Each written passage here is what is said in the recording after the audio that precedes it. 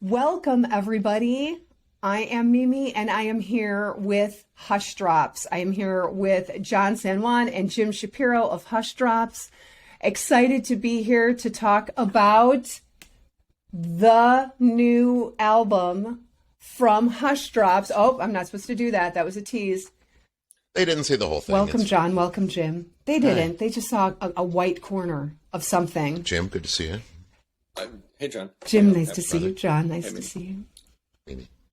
Hey, so hot off the presses, literally hot off the presses, that they were Smashed Plastic was pressing it over the weekend. We have a new record from Hushdrops. Jim, would you like to do us the honor of unveiling it? Real unboxing first over here. Yeah, totally. So what we have here is, I'm going to back up. Hang on, get it on the screen, get it in the shot. All right, so 12-inch vinyl LP, still sealed, X-Acto knife. There's going to be a gatefold. We're going to see how this goes. So if anyone has any real-time advice about how to make this more exciting, all right. Don't cut it. Don't cut your finger. Don't cut your finger. Well, right. That's exciting in its way. I was going to say that don't cut it. Yeah. It's danger. Turning the corner. Here's where the finger might come in. But there we go. All right, so, yep, still it. That's it. So what we have here is, how far back do I have to get the whole thing in? And then No, you're all on screen. We can see the whole beautiful, okay, now wait a minute. Hang on. Hopefully it says that you're still being recorded right now, but that video, says, yeah. Right when it's almost like the internet knows how sexy the inside of this gatefold is, that your video went away. Should I proceed as though there's still video, or proceed. It says that your video is still being recorded, so I'm just going to believe that. All right. So what we're doing, for the benefit of those who can no longer see me, is slowly opening. They were about 45 degrees open. Gatefold. 90 degrees. What we have is full gatefold. Panel 1, panel 2.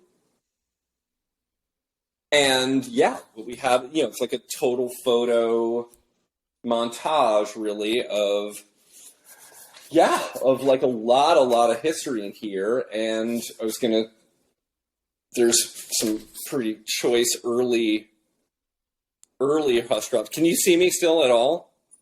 Am I still just gone? No. Okay, so no, we're still getting that. We're still getting the thing, but this is a lot of narrating work. Oh yeah, there he is. Yeah. Oh God, look at me. That's a very young me. So what I'm gonna open it up as well, and I'm gonna play around. I'm gonna play along. I was gonna say, other people can start. Yeah, exactly. Jumping in with their own gatefolds here. But there's a lot of good stuff here. I mean, Joe Camarillo. I mean, possibly my favorite. Oh, God, yes. Teen or preteen there, yeah. Bad news. Oh, look at him. Yeah.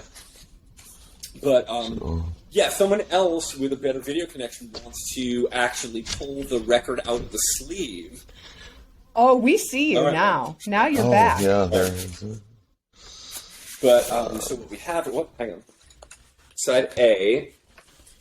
Oh, yeah, let me get out of here. Oh, side A, yeah. Side A. The absolute classic. And then we're going to come out of the sleeve here. Is this vinyl too heavy? It's very heavy. How many grams? How many grams is this vinyl? I think it's 160. It might be 180. It feels like it's like 240. It feels. I know what you mean. It feels like there's a lot here as well. So this is. It's not heavy. It's your brother, Jim. Custom label here that. I mean, look at this guy. Yeah. Oh God. Yeah, there he is. Of course, side B, which is really where the action is. Exactly. And I mean, man, this thing feels like $1 million. And you notice the cut on the side of it here is it's not that silly modern sort of flying saucer frisbee 180-gram cut. That's like the hard Sinatra Beach Boys Yeah, era exactly. cut. Like I was noticing no taper, or exactly, like a good solid edge. I guess this is a matter of principle at Smash Plastic. Yet another thing in their favor. Right on. Yeah. Yeah, look, I'll look at that edge. See, I think I've got a really good shot of the edge that you... You can see my reflection there. No, it's the kind of it feels like, it's obviously not made of actual, celluloid or anything, the kind of thing that you could, if you were angry at someone, you could take the record, like throw it on the ground and shatter it to hundreds of pieces, but it has that heft and that kind of edge feel, yeah. No, I mean, we'll have to wait till it hits the second-hand market before people start throwing them at each other, probably. Exactly. Yeah. All right. Yeah, and you wouldn't want to throw around a piece of art like this, on top of the fact that I don't know that it would really break. That's the I'm not thing. going to try. That's the thing they haven't gotten back yet. Like then we'll really be getting somewhere if they can make them, the real shattering kind. Right. No, once they've heard it, they're not going to be throwing them. Exactly. No. We not at all. So okay, well we've had like a nice little tour of the physicality, the three-dimensional form of this piece of art, right? Yeah, if you want we haven't done. Oh, go ahead. If you want some FOMO out there, I think we've provided it. Yeah, I almost feel like, what we could do. What is it? Is it? I always want to say DMSR because I am a Prince fan. Sure. But it's what's the? Oh, right. It's what's that? ASDM, ADSM or whatever. ASMR, those letters, ASMR, something like that. I don't know. Something like that. But, 4 letters. First one's we'd have to go like this. We'd have to go like this. But you don't really get to see the gloss until you go out and buy one. Right. Well, no, John, we're talking about there's this, if you go on the socials or anywhere on the internet, you can find these people that they'll talk really softly and then they'll do like, it's all about like mouth noise or like Rick Ocasek in the bridge of You Might Think, for instance, that like kept it going. That will, but where you really hear the contours, like on a really like periodontal level, you can really hear Rick and what's going on inside his mouth. I mean, thanks, Matt Lang. No, that's very big on that. So yeah, so form of nostalgia at this point. Yeah. On that level, no, you're not really getting the full crinkly unwrapping, de-sleeving, all the high end of hearing a record come out of its sleeve, but you'll have to do that at home. But it's exciting. Yeah. Hopefully we did give, I don't like to encourage FOMO, but in this instance, I will give it a break. Right. Yes, we want you to have FOMO because we want you to get this great record. So let's talk about the record, right? Where do you want to begin when you start to think about this record right now? And it might change from day to day, but just getting the record yesterday, the actual vinyl, what was the first thing that you thought of? Was there a memory of recording, a memory of practicing, a memory of writing? Like what's one of the first things that comes to mind when you actually are physically holding this piece of work that you worked on? Jim, go ahead. Oh, I thought that's what you thought of. I didn't not think of you, obviously. I thought of Jim. I also thought of Jim. Kind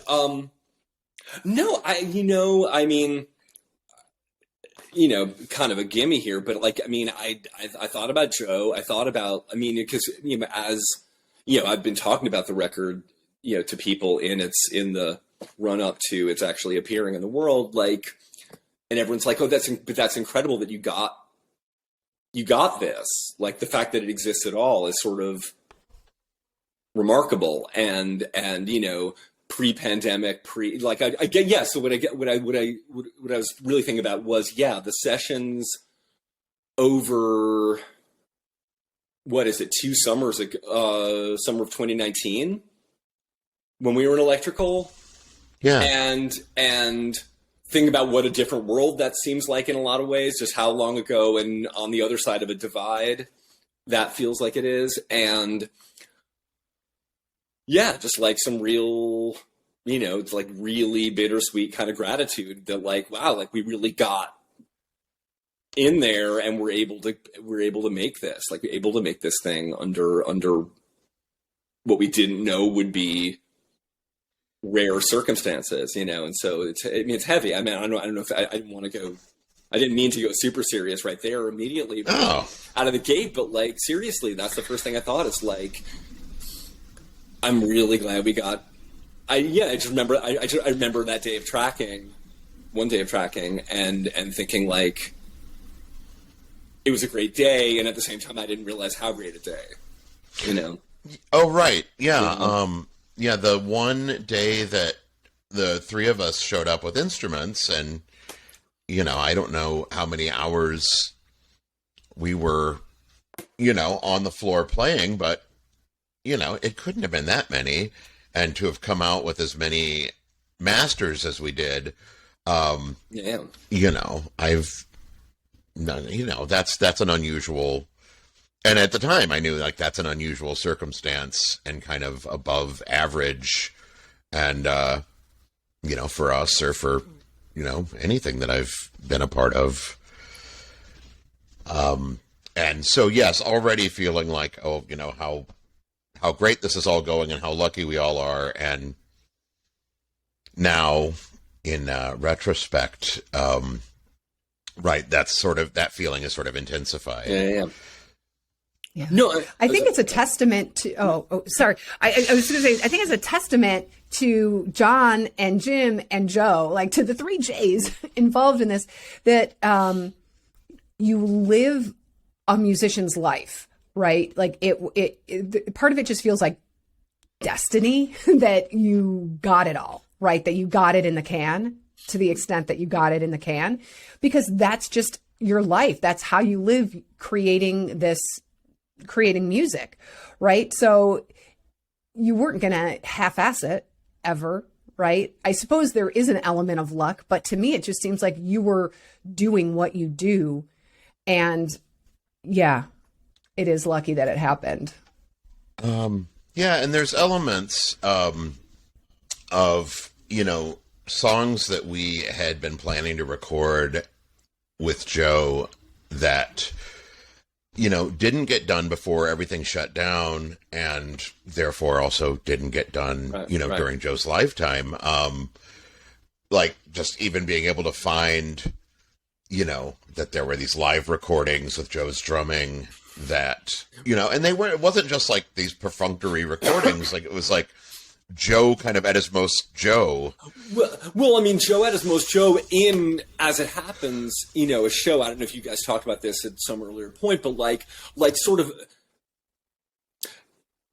a uniquely, I mean, even by our standards and a lot of what we like best, I'll say it for myself, like what I love best about playing in this band has been just a real feeling of like genuine onstage communication, which is not easy at high volume necessarily, or at, you know, like there's styles of music that reward it more or make it simpler. And like we're playing a style that, you know, again, just sort of the volume and intensity don't always make that simple, but we got pretty good at it. And this show, even by our own established standards, just felt like, wow, we're all just really loose and listening to each other and just having almost exactly the same kind of fun we have in the practice space, except we're doing it actually in front of people, and it's all just, it feels effortless. And the idea that show was the one that really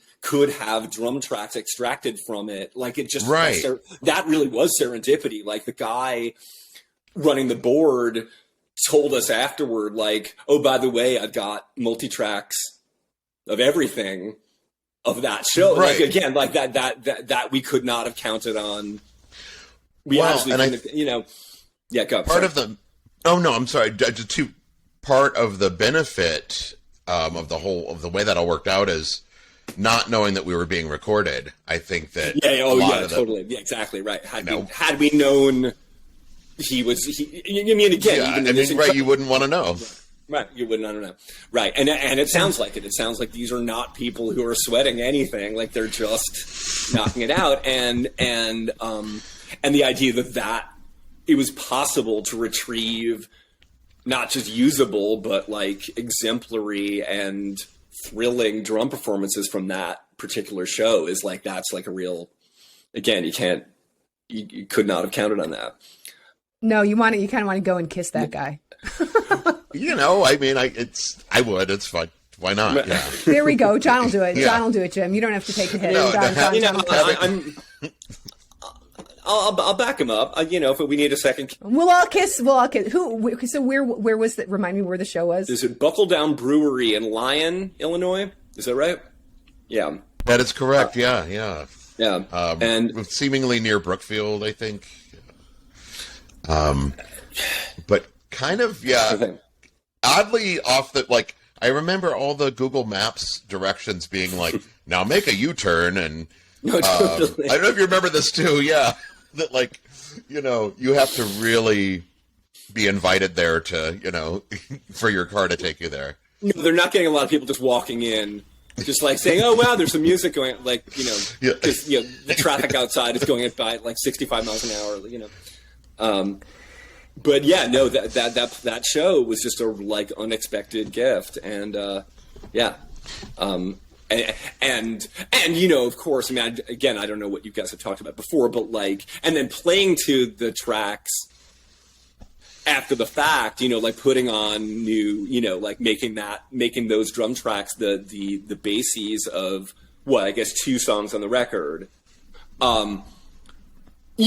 meant having a kind of, again, really sweet engagement with Joe's work at a later date, because like there's this one fill he takes going into the last chorus of Psychic Space that you think he's got the problem, but it's not his. It's crazy fill, and where he arrives on the one, like we did it perfectly live. Like we all knew where the one was live, but trying to work to it after the fact, you're like, wait, there's no way this is ever going to come out on the one. Like I don't understand how we're supposed to know where we're supposed to arrive, and we had to sit there.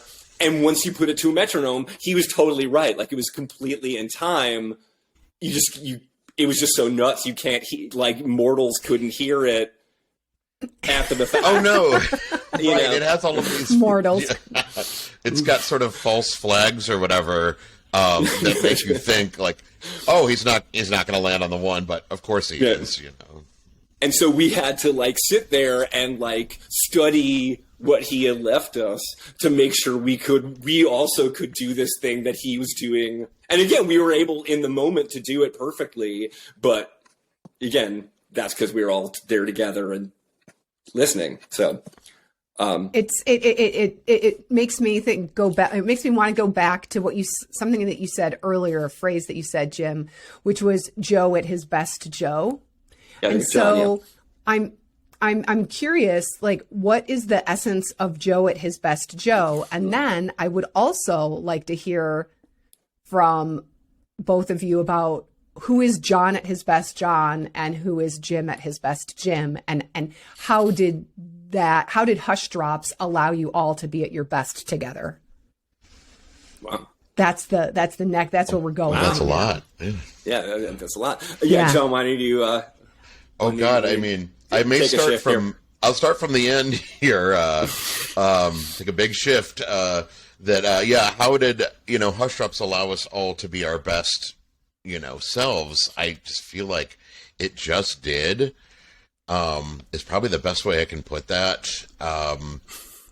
And to that end, I know that there are people roughly my age who have a certain nostalgia for, whatever, the 90s, which to me was whatever the first 10 years of this band. And my memory of it to that end, to the end of, as regards your question, is like, well, yeah, that was before we got Jim. So, yeah, sure. It's a cool decade. I was in my 20s. That's probably the best thing about it. But, Now, then when we got Jim, we really started cooking. So I think of it as sort of prehistory in a way, even though Joe and I are already there with like two of these great puzzle pieces, but it's clearly a puzzle that has three, you know that it's a 3-piece puzzle. It says so on the box. And so you're just waiting, like, how is this third piece going to manifest? And that was never a certainty. And so I guess I've partially answered your question. I mean, to provide the complementary piece to that, like, I went to see the Hushdrops in the 90s. That was some band. And like, I remember going to see these guys. I'm pretty sure it's I was just having a conversation with another friend from back in the day about like, what was the first time we went to see you? And, I think it was at the Avalon, upstairs of the Avalon. Dreaded staircase. Yeah, the dreaded staircase, and just like the general. I don't want to. There's just kind of a. I can't remember if I was ever in a band that played up there, but like it didn't seem like it would be like an amazing place to play. You wouldn't be just like, thank God we're playing the Avalon. I don't really remember if that's true, but in any case, going to see this band that I don't remember how we'd been tipped off. My sister and I can't remember who else, and just. It was just people were operating on a level that I was not familiar with in this band, and so it's not exactly. I mean, it's a lovely thing for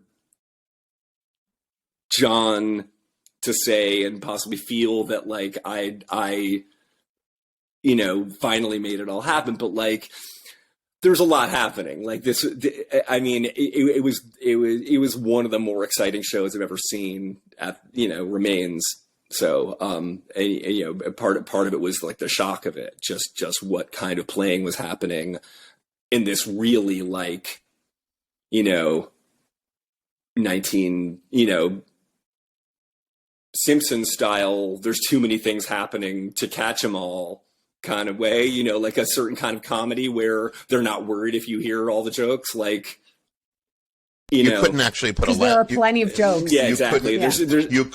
You couldn't put a laugh track on it because right. You'd be covering up part of the bit or the next bit or whatever. Yeah. And exactly, it's not about like setting up one thing, it pays off, then you set up the next one, it pays off or whatever. Like it's all like just the faucets are open, and so and that was a kind of rock playing I just had not seen very much of, and certainly not seen at that kind of level. And so, but I mean, to go a little back to like Joe at his most Joe. Like there was, and again, this was completely on view at that first show and at every show I ever saw that you guys played without me in it. And then every show I ever got to be in, like the idea of a drummer, like super, super, super heavy, like every hit or like when it needed to be, certainly, it was the 90s. Back then, everyone played every hit heavy. That was. I assume everything needed to be heavy then. Yeah. Right. That's the 90s. Like Yeah. We did it too. Like right. Just like. Right? But so we weren't so into the contrast thing. But yeah, like all these hits landing as heavy as they could, like just preternaturally so, and yet there was something. The idea of like a super, super, super heavy drummer that you can also tell is like really funny, like is playing funny. Is funny, yeah. No, that's absolutely. Like, I still hear it. Like, yeah. How do I know that this guy is super funny while he's just like, pounding it out? And there's a lightness in everything he did, like a kind of real considered quality. You could hear an intellect, and you could hear the personality in a way that like a lot of drummers just like back there kicking ass in this kind of like grim kind of way. Sure. We can all think of a few. Yeah. you know, like it was a totally different kind of heavy drumming than I was used to. And I've said it before, but like, I technically had played bass before playing with these guys, but like playing with them and, you know, to some extent, specifically playing with Joe, like taught me how to do it. Like that's like, yeah. Well, yeah, it sounds like he gave you the like the trust and the foundation with that heaviness, right? But then all of this spaciousness with the lightheartedness, the humor, that it allows you then to learn and grow and experiment and be free. Yeah. Oh, absolutely. Yeah. And not just that you can do that, but like you should do, like that's how to play. You know, like not only do you have the room to experiment if you choose to do so, like the process that we're engaged in here should be one of experimentation, and maybe don't play it the same way. Try playing it another way. You know, like keep going. You know, and yes, and he constantly provided that, like to every arrangement, to everything. Well, he had this very like, I guess whatever the opposite of grid-like is. This understanding of measures and bars and sections of things where, you know, he wasn't counting it out for you, although on some level, of course, he was doing that, but in a much more fluid way than, you know, most musicians, any of us have known, that he could really, you know, give it this sort of imperceptible lift. And then after the fact, you'd be like, oh, he kind of like, you know, surged us there, or likewise kind of like brought us back when we needed to, you know, strut a little more, I guess. You know, and it's all these things that I now, you know, find myself, you know, whether in situations that I'm in as a musician or as a person who enjoys listening to and watching music, that I'm sort of now demanding all of these things of bands and of musicians that I didn't know existed before before Joe, you know.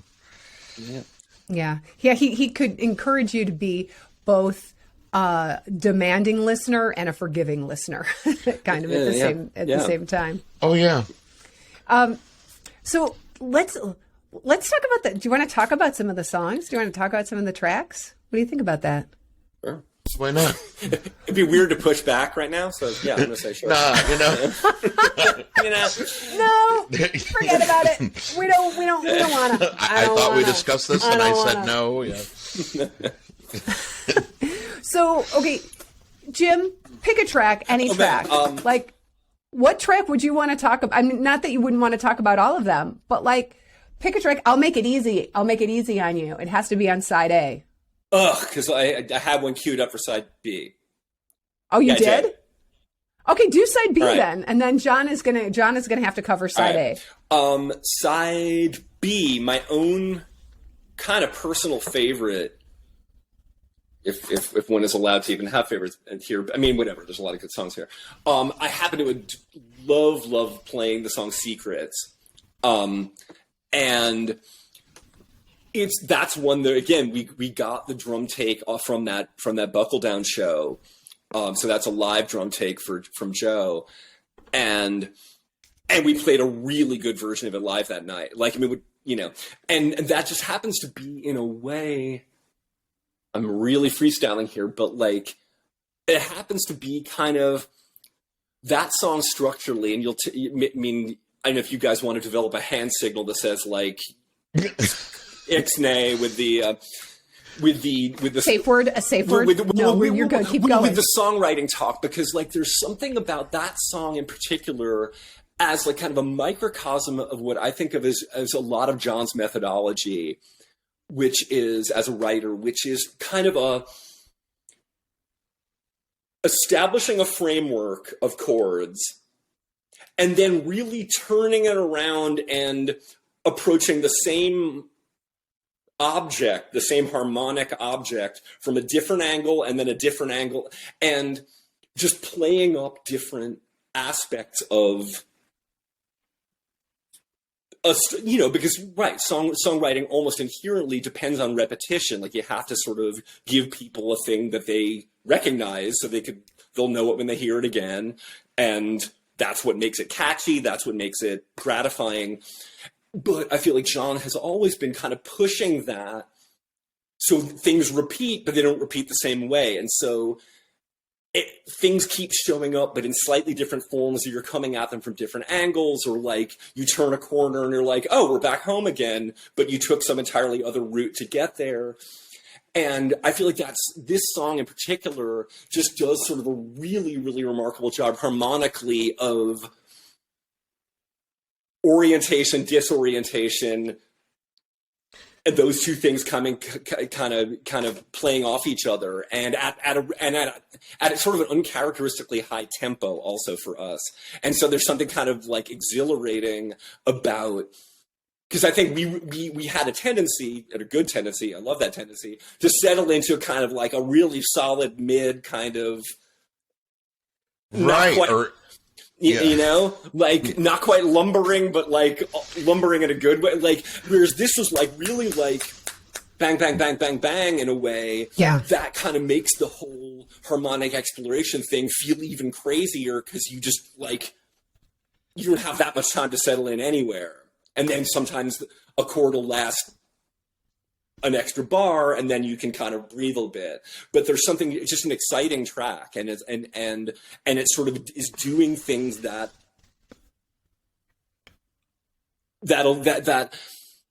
it's sort of a furtherance of a project that you can hear going on in other songs, but in a particularly like exciting way, like an unusually thrill, like roller coastery sort of way.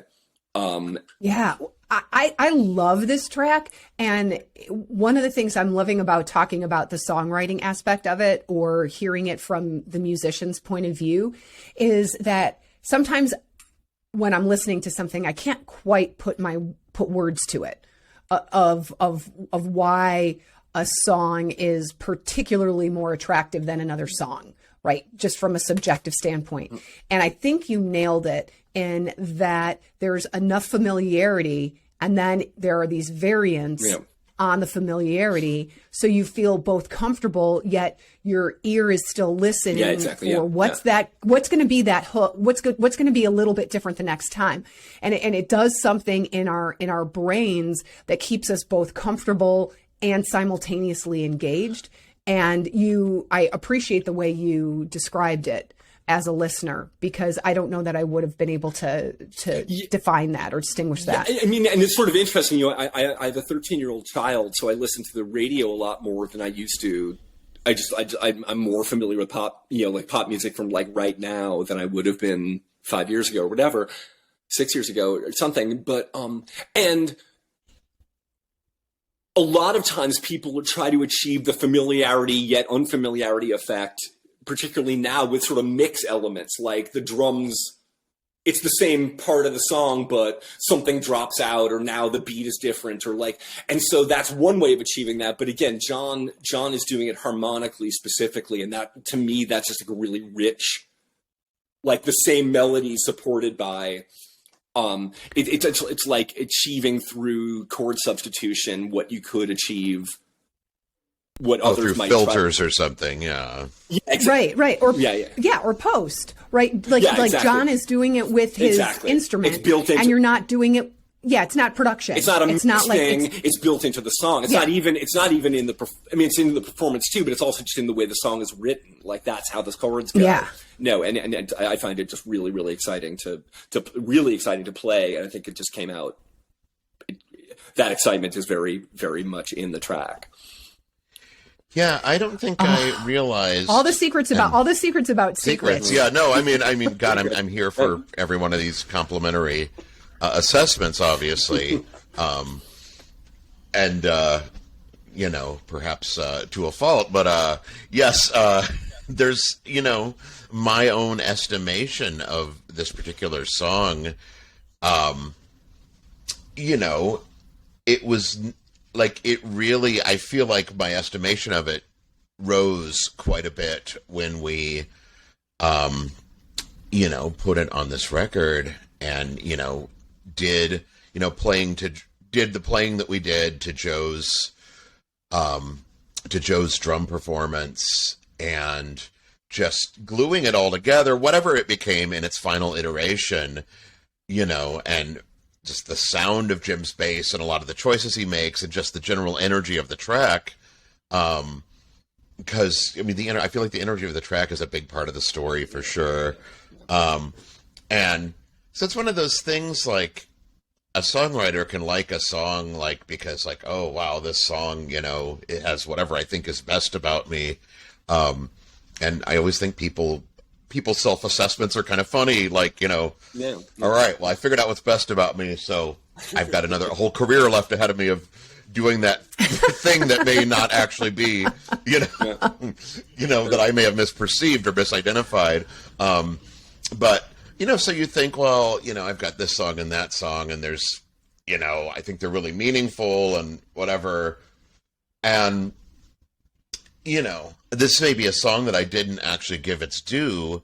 And the thing that made it special in my eyes was the execution of the band and the presentation and just oh, well, a song isn't just a song, it's not just, I could go on Unplugged and play this and really look kind of miserable to show what an important song it is, or, or just, I play it with these guys, and then the thing that makes it great is the actual performance and the,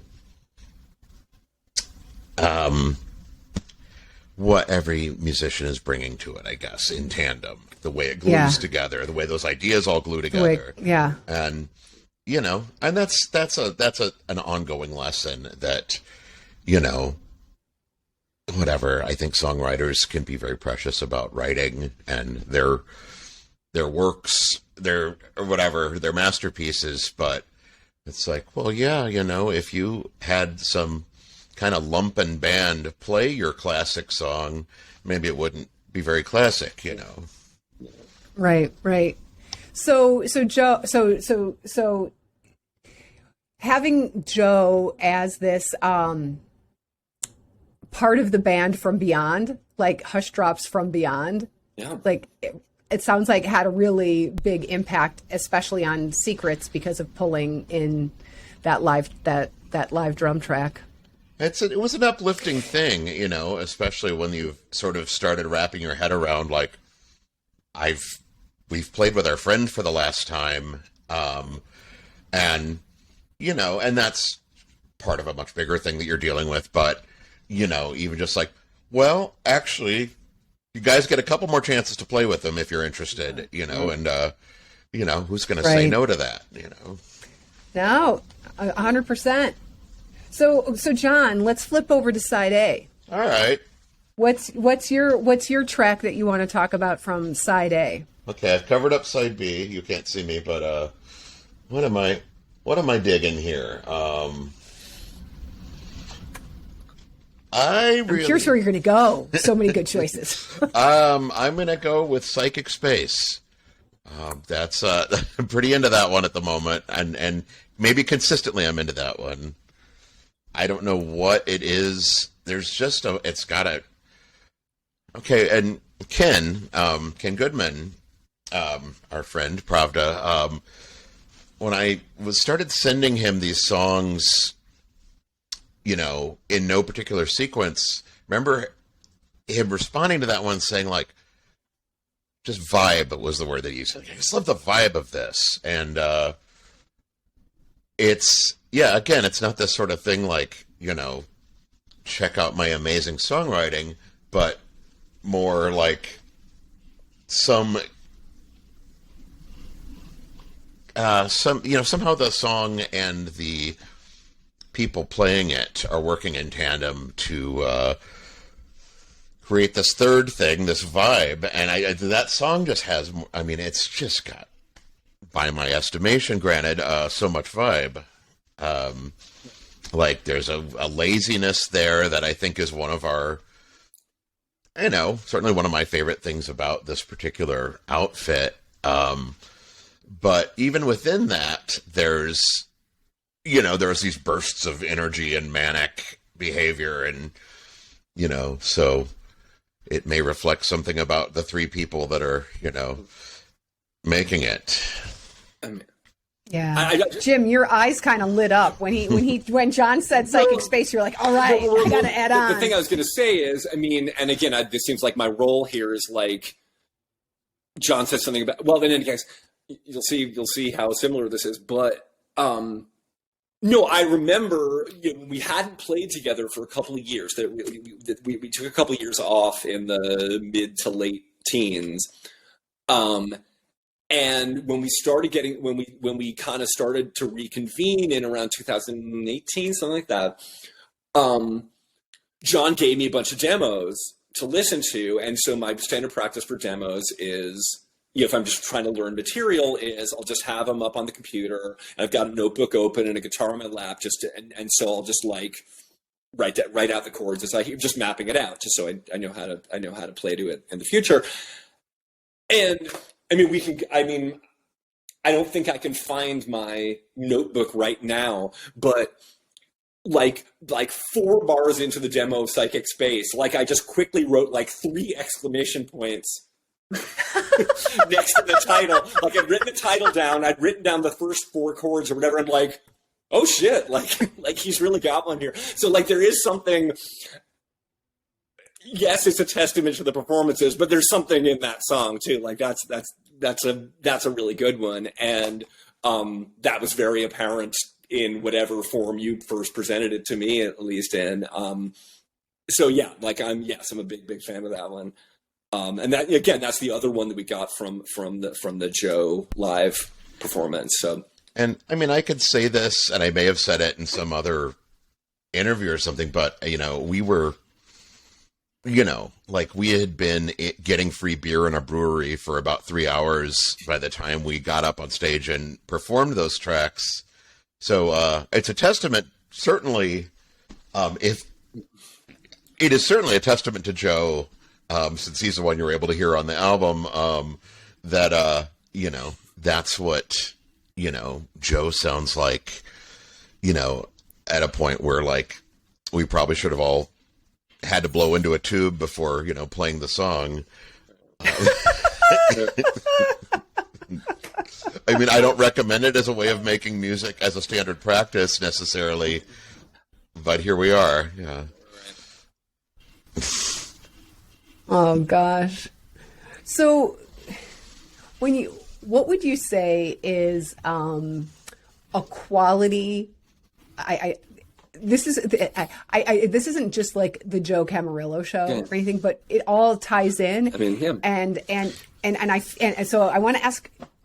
I'm asking about you, but I'm also asking about you vis-a-vis Joe. So it ties back to that question that I asked earlier. Like, what quality about yourself can you attribute to Joe in a way, like him being able to stimulate that for you? And grow something for you? Like what grew within you? Like what did Joe inspire in you that is different? Ooh, it's a heavy enough question that I'm going to buy Jim a little time here. That I would were I not prepared, I would wish for him to buy me. There is a sort of there is a real, and I guess if you don't know him, I don't know how much sense this all makes, but there's things that become apparent over time, a certain sensitivity and like this very, very, very soft masculinity. It's not bullish or macho or, blowhardish or blyavating or anything like that, but you spend a lot of time around the guy, and I guess about 30 years in our case, and gradually you're noticing like, he's a lot of times when I think I'm being patient with him, he's being patient with me, and in a very generous way where he's not necessarily making a show of it or making a big deal of it. So, a lot of things I learned, maybe just not necessarily musical things, but, aspects of being a person, being a friend, being a man, being an adult, any of these things that, he could be the one guy in the room who kind of had the firmest grasp on the big picture, but would not only would he not lord it over anybody, but you might not even know it because he's really not going to he's not trying to. Right. Exactly. He doesn't need you to know it, Yeah. Right. Yeah. He doesn't have anything to prove. And that's a real, not like every other person I've ever met is an asshole or anything like that, but it is a contrast to, types of human behavior that are maybe less generous, I guess.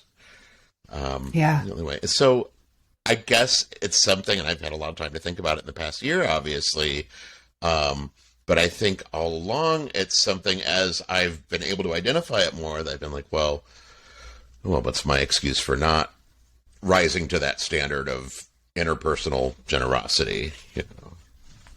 Interpersonal generosity. I love it. Yeah. Jim, what about you? Yeah, I mean, I feel like anything I got is going to sound really shallow compared to that. Like he taught me how to change my oil. Like, but I mean, did he really? No. No. I'm trying to think. Oh, okay. Think of something just not that essential to one's core. That would be a good one. He did teach me how to change my oil. Believe it or not. Oh, really?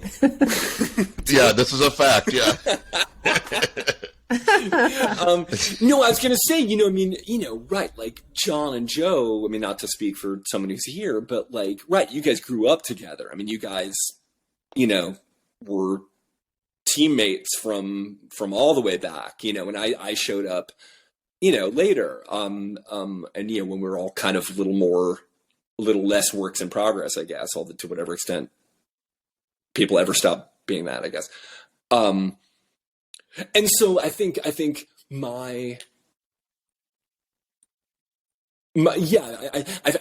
like what I'm aware of having gotten from him, like, that's really like affected me, I think is a little more music centric, just because we really was in that realm that we got to know each other. I mean, very specifically, like there, and a lot of it was, I mean, that kind of generosity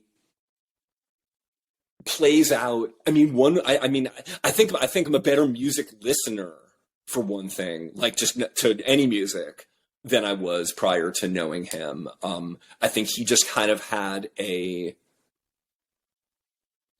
was like just ready to find the good part of stuff.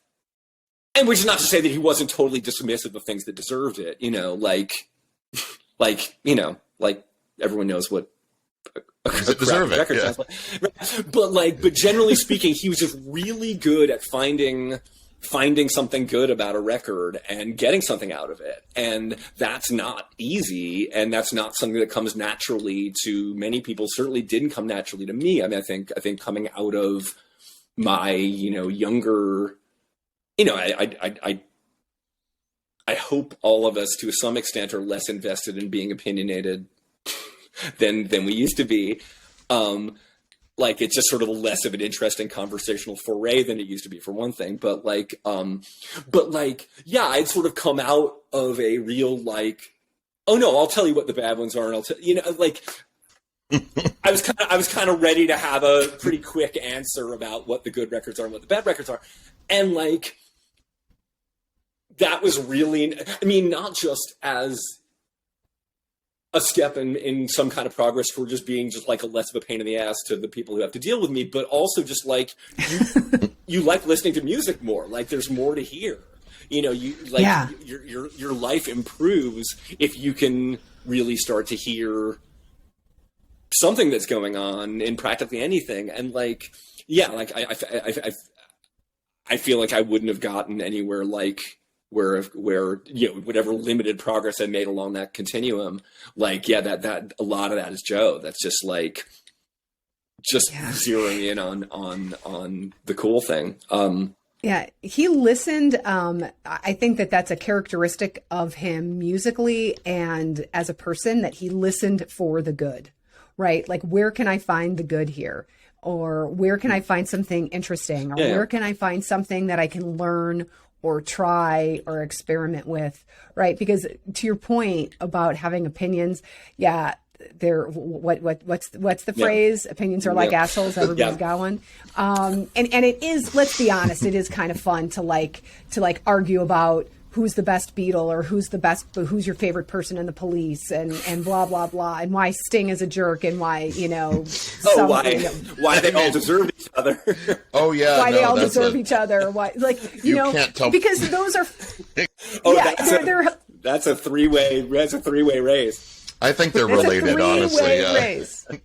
But it's hilarious. But even just the fact that all of us kind of lit up when I threw that gauntlet down. Right. We want to grab to those opinions, and then when you stop and I remember going through certain songs where I was like, oh, I don't really like that song. And then I was like, oh, but I love this piece. Like right here at 2 minutes and 37 seconds, there's this bridge that I just live for. I have to get to that. So I will listen to the song just for the bridge. Right. Oh, or even somebody, something that you don't really regard, but that guy's got a really affecting voice. And totally. Yeah. Maybe this is a stupid song, or maybe these lyrics are, there's something about them that repels me, but I kind of can't stop listening to this. I can't stop listening to this guy's voice, whatever. You can't, I guess just the accepting the sort of, the why not bothness of music. Why not? Yeah. And Jim, it ties perfectly into what John was saying in the sense that Joe didn't care about being cool.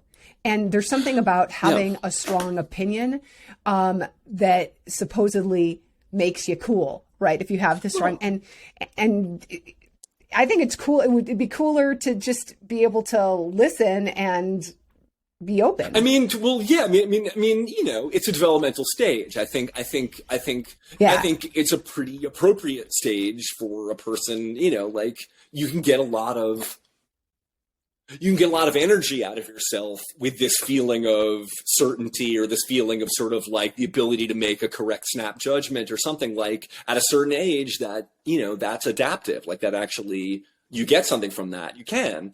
And then at some point it stops being so adaptive and starts being more of a barrier, just as, you're just saying about the Beatles, right. I feel like the young judgmental self is also the John self. The John Lennon self, John Lennon the kind of one that John's the cool one, Paul is the parent pleaser, or whatever. I think it's very easy, or I'll speak for myself. I went through a real John's the cool one phase, and that kind of coincided to some extent with. And it took me a while. Part of growing up was Paul was really making a lot of stuff happen there, but it seemed developmentally appropriate in retrospect to not have gotten that when you're 19 years old. I think that's fair. And there is something, what my own sort of, I guess what I would say, adolescent opinions about things are these sort of, there's something very narrow about them, and they're almost prescribed in a way, but also they're that's your identity at a certain point in your life. I've got these kick-ass opinions, and if nothing else, this is what I know. This whopping one fact, that I can claim to know, and right. I guess that does speak to a certain stage of life, and one that with any luck. With a little luck. With a little luck, in fact, yes. I mean, oh boy, I am just so happy when that like if we get in the car, I'm like, please let it be the long version. I want it to be the album version. Oh my gosh, And I love that song so much. My wife, of course, is sitting in the other seat, just thinking like, please be the single edit, you know. Right. But right, yeah, with any luck, you know, right, that sort of gives way to something maybe more considered and more like, you know, hey, maybe I'm here to listen too, you know. Right. Yeah. I not to like be the queen of tangents, and we're like I think that it would be good for us to. I am the queen of tangents, but and I can't. I've been listening to this a lot, and I've been listening to the Beatles a lot, and so there are similarities and sort of influences and touch points and all of that, and especially since we're talking about the making of it and having, you know, just feeling like I just lived with the Beatles for a time. Yeah, I suppose we did. Yeah. We got to live with them. I'm wondering, like, how would you not to do that thing, not to like make you be Daryl Hall and compare yourself to like God, John and the best Oates, things ever, yeah. John and every right. But like, what is the? How would you tie this to your influences? And I'm doing this thing that I don't know why I do this. I'm sorry, but like I look at the influence and then I look at the impact. Right. And it's sort of, if you wanted to do it in a chronology, it's like, okay, the influence allowed the static to become. And then what do you want the static to allow happen? Like, what do you want the impact of this record to be? Jim, do you mind? I'll see what I got. I mean, Yeah. you know, well, first off, I mean, I think this is, you know, a concept in literature. There's a concept in, I mean, I remember I used to edit some of the music copy at the Reader a billion years ago. And Monica Kendrick once had a really good lead. I can't remember what band she was ultimately writing about, but her lead was something about how all the great bands think they're doing one thing, but they're really doing something else. Like the Beatles thought they were an R&B band, you know, no one knows what Sabbath thought they were, but you know, like everyone's wrong. Like everyone's aiming for whatever they're aiming for, but where they end up is what makes them who they are, kind of, you know, like, and it's not so much about what your intent is. And so like, I feel like at this, you know, certainly at this stage in our life as a band, as in our individual lives as players, I feel like, you know, like a lot of the influence stuff is, you know, pretty well digested to the point where it's kind of hard to hear, you know, I feel like we all kind of play like ourselves at this point, you know what I mean? And just like, it's not that referential, like, it almost can't. It doesn't feel derivative. It doesn't feel like, really be referential anymore. Like you'd have to really work to make it seem referential. It'd have to be the project.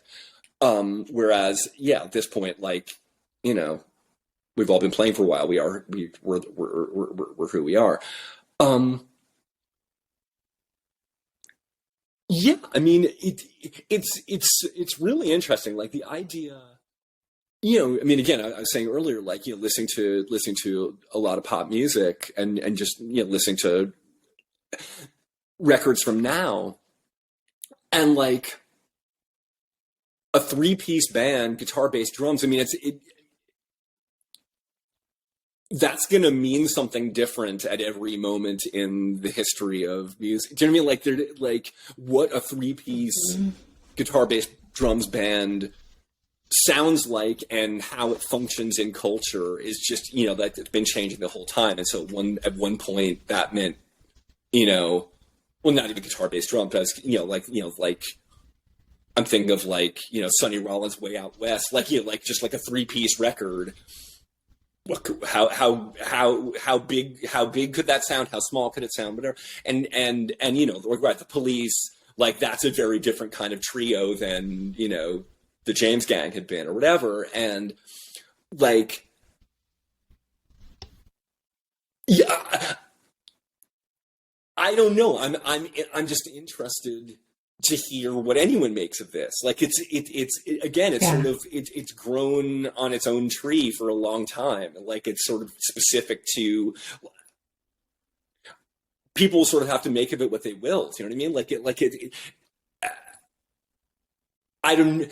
I'm super interested to hear what people who kind of didn't grow up with heavy guitar, bass, drums music, or, just like classic guitar, bass, drums, rock, like what they would make of music that sounds like this.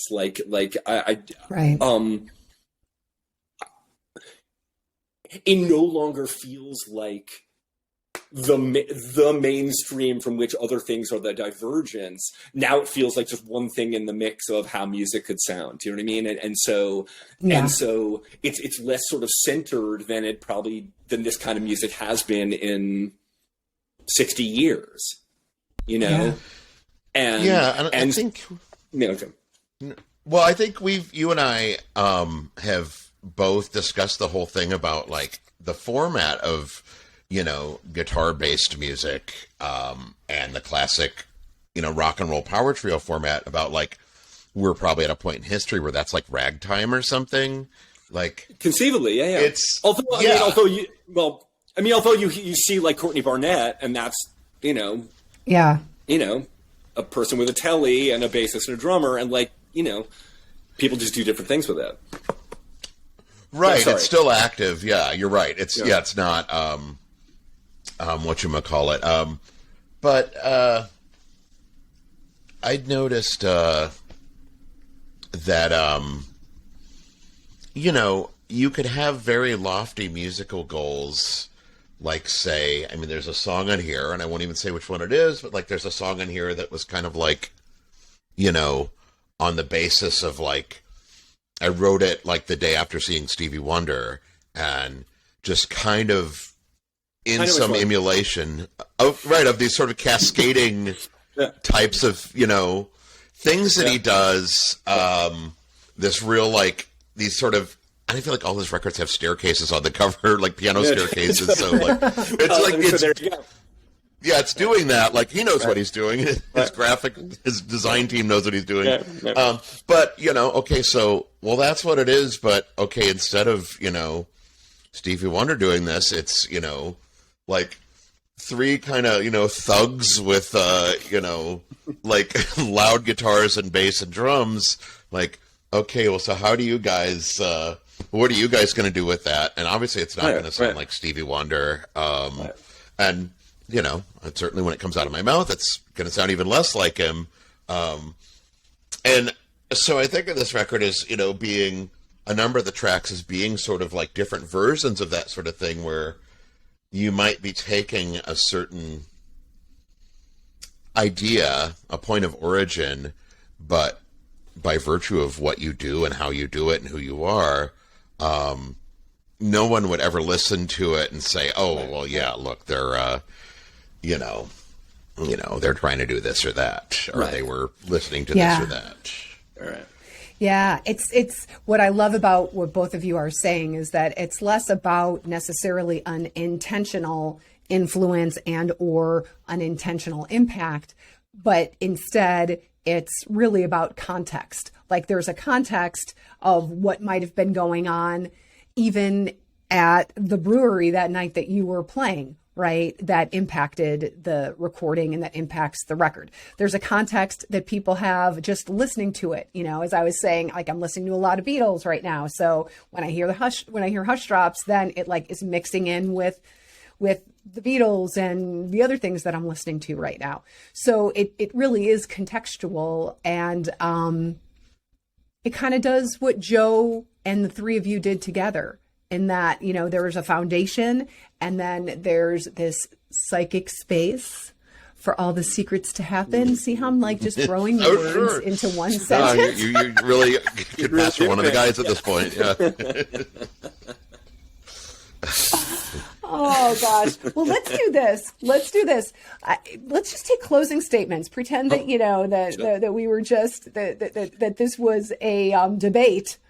And you have your closing statement for our time together. what would be your closing statement? Let's go with Mr. Shapiro. I mean, yeah, because we got to end on John. So, shit. My closing statement. Okay, that was my closing statement. So I'm in a brainstorm while you're Hang on. Wow. I mean, I feel like I might have burned a lot of my best stuff here, but yeah. I mean, I guess just to sort of maybe to elaborate on that last on the sort of the last corner we went into about it's context that makes anything, and so like the idea and so the sort of the, I mean, not to get too mushy about it, but like sending a record out into the world has this, part of the excitement is, right, like what are people going to make of it? And not just from a, like, will they like it standpoint, but like literally what can they make of it? Like what could a person whose mental state and whose interest in music and whose musical context that I know nothing about, like what could they get out of this in that kind of Camarillo, like find the good part kind of way? Like, even if it's not your bag, like, if this is the kind of record you listen to, I mean, John's heard me say this, but like for all the massively problematic things about Spotify, the fact is I have a 13-year-old child who can queue up a song for me in the car, and it'll be like, do you know the band Girls' School? Do you remember the female metal band from England in the early 80s? And they do a cover of Race with the Devil, and like my 13-year-old child is like, listen to this. I'm like, how the fuck how do you know, like, where do you get here? How's that possible? And so the idea that, like, if you just send these songs, like this stuff, which I don't know what it sounds like to a person who's 13, except that, like, who knows what they'll make of it. And that's there's a lot of value there. Like, that's pretty exciting. And that there's a, the way people listen to music now sort of encourages that kind of like out of context or unexpected context listening. That seems like a really good time to release a record, like that, and maybe a better time to release a record than previously. I don't know. Yeah, but I hope that's a great closer. I'm with You get a star. that. You get a star for that. Thanks. I mean, I did one star seems a little, maybe two. I am also I am awarding a star to that concise and meaningful statement as well. Yeah. Well, yeah. One of the things that, to build off things that both of you have said, one of the things that sort of infected me, like, I was never going to sound like the Beatles. We were never going to sound like the Beatles. Like, It didn't matter how much I liked them, but there were certain things about their best works, their sort of classic works, is that they're not, if you forgive the word, static. It's not like the Beatles record starts and, like, there they are with their, there's that guitar sound and their tempo. Yeah. And, like, they go through all this different stuff on an album, and then, like, you flip it over on side 2, and then, like, George has got an Indian song, and then, like, Paul's got a song with clarinets and tubular bells. Like, it's they set a standard, whether or not they meant to, that even, people all these years later, I've got it in my head, like, well, if it's an album, like, it can't be, this flatlining thing. Like, you've got to be all this stuff that can be enjoyed.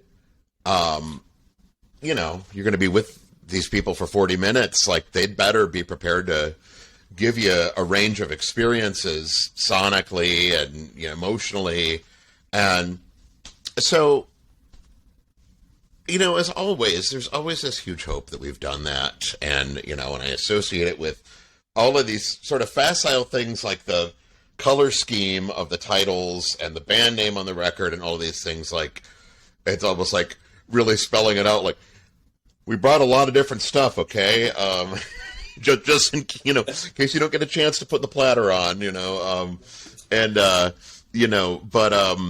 that also, in this, in this era where, a young person or a person who has no investment in the band is hearing something on the radio or pulling it up on Spotify or YouTube or getting it in some, you know, they're just getting 3 minutes of this thing, and, you know, it could be whatever, like one of the guys or something like that, where it doesn't paint any sort of complete picture of the band, but it paints a picture, and there's something about that that's exciting, again, to the times that we live in, that, you know, these songs can kind of live in their own, like, they get a bit more of their own space now, I think. And you hear about, like, what you're talking about, the girls' school song. I hear this a lot about, like, with my own children and old music, and they'll, you know, come at some song from a weird place, and I'm thinking, like, well, yeah, that's, yeah, boy, if that's your favorite Kiss song, you know, wait till I tell you, wait till I learn you. Yeah, wait till I Gen X explain, you know, the best Kiss song to you. And the fact is, like, you know, they're not necessarily going to respond to that.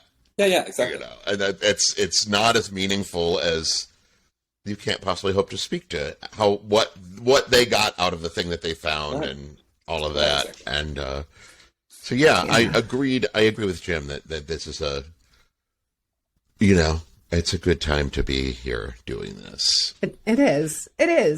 And there's something that just came to me that I think is, you know, maybe we'll close here, which is just that with this record, right, which I'm going to pull it up again because it's just so beautiful. You know, we talk a lot about making meaning out of the different songs and about the record itself and the making of it and all of that. And when you stop and think of it, it's all just points on the journey, right? It made me think of that, Jim, when you were talking about being in the car with your 13-year-old.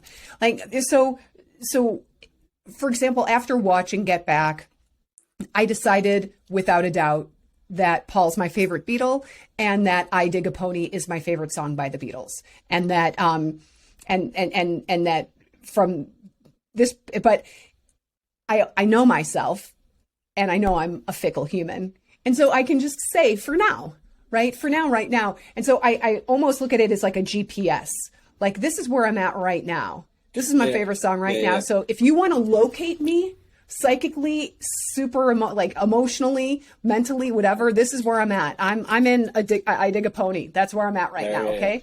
And so then I was like, oh, we know where to find Melissa. Melissa's at I Dig a Pony. Right. Like, okay, cool. Awesome. We're good. So it's a GPS, and it allows us to then meet each other where we know, like, because we can, everybody, let's go meet at Purple Rain, or come on, everybody, let's go meet at whatever.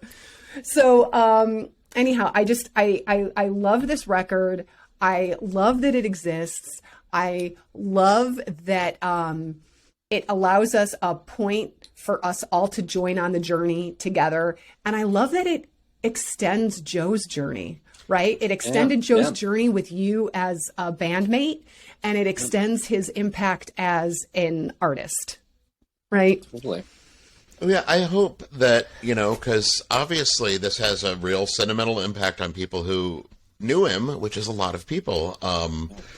You know, the gatefold and the label, and, you know, some of the more, like, well, whatever, I mean, seemingly manipulative elements of it, you know, like, and I saw it when I went to the Smash Plastic, who did a fantastic job when I went there, and, like, I saw a couple of employees, like, open it up and just, like, and, you know, have their moment, you know. But I think this is also the thing about the person who doesn't know the band, doesn't know Joe, doesn't know the history. Yeah. Like, there is so much of him in this record, on every level. Even the bit of, like, him, like, screwing around on the drums, where, like, I dropped that in a couple times just because I thought, like, you know what? People even need to hear him warming up. You know what? That's as important as anything.